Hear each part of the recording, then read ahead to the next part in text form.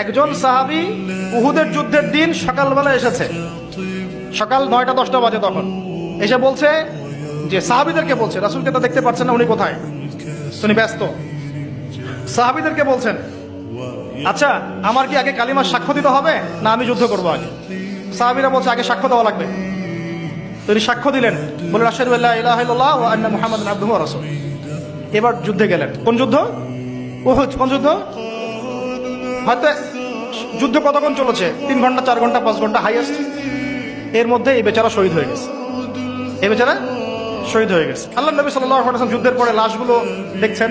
আপনারা জানেন ওখানে একটা মানে আমাদের একটা বিপর্যয় ছিল, তো তিনি খুবই ব্যথিত। লাশের মধ্যে দেখলেন, আরে এই ইহুদি ছেলে এখানে কেন? কিন্তু ইহুদি ছেলে এখানে কেন? সাহাবীরা বলছেন, ইয়া রাসূলুল্লাহ, ইহুদি না, সকালবেলা এসে ইসলাম কবুল করেছে, যুদ্ধ করে ইসলাম শহীদ হয়ে গেছে। আল্লাহ নবী বললেন যে, বাক্যটা মনে রাখেন, আল্লাহ নবী বলছেন আমিলা কলিল, সে অল্প আমল করলো, উজিরা কাসীর, সে অনেক বড় নিয়ামত পেয়ে গেল, অনেক বড় আজব পেল।